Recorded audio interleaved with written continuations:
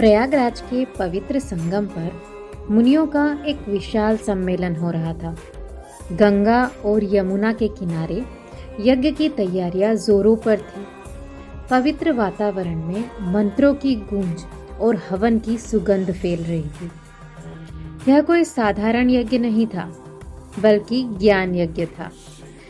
इस यज्ञ में धर्म, सत्य और ज्ञान पर गहन चर्चा होनी थी। अचानक एक मुनि ने उत्साहित होकर घोषणा की, महान पौराणिक विद्वान सूत जी आ रहे हैं। सभी मुनि हर्ष से खिल उठे। कुछ उठकर उनके स्वागत के लिए आगे बढ़े, कुछ उनके लिए आसन तैयार करने लगे। सूत जी जैसे ही सभा में पहुंचे, सभी मुनियों ने उनका आदर पूर्वक स्वागत किया। उनके ज्ञान और तपस्या की महिमा ऐसी थी कि सभी उनकी वाणी सुनने को ललायित रहते थे। एक वरिष्ठ मुनि ने हाथ जोड़कर कहा, सूत जी, आप धन्य हैं, क्योंकि आपने स्वयं व्यास जी से समस्त पुराणों का ज्ञान प्राप्त किया है।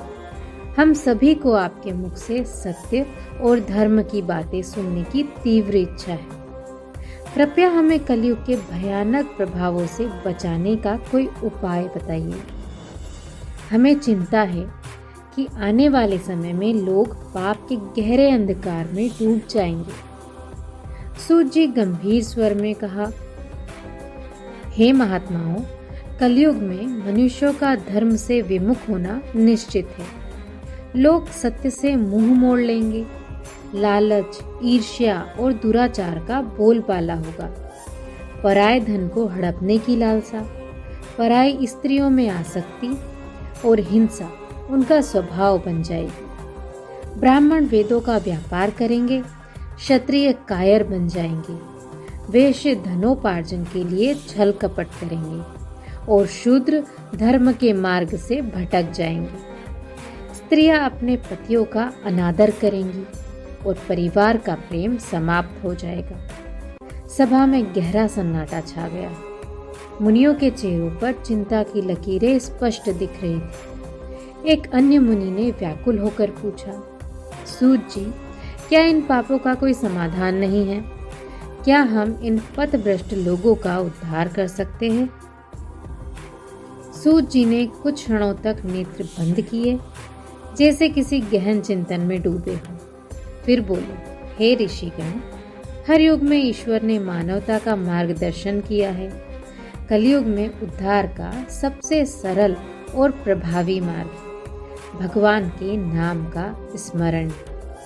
जो भी सच्चे हृदय से भगवान का नाम जपेगा, उसका उद्धार निश्चित है। विशेषकर हरे राम, राम राम, हरे हरे, हरे कृष्णा, कृष्ण कृष्ण, हरे हरे। यह महामंत्र कलयुग के समस्त पापों को नष्ट करने में सक्षम है। सभी मुनियों ने सहमति में सर हिलाया। सभा में एक नई ऊर्जा का संचार हुआ। सूत जी ने आगे कहा, हे महात्माओं, कलयुग में मनुष्य को भगवान का नाम स्मरण करते हुए परोपकार के मार्ग पर चलना चाहिए।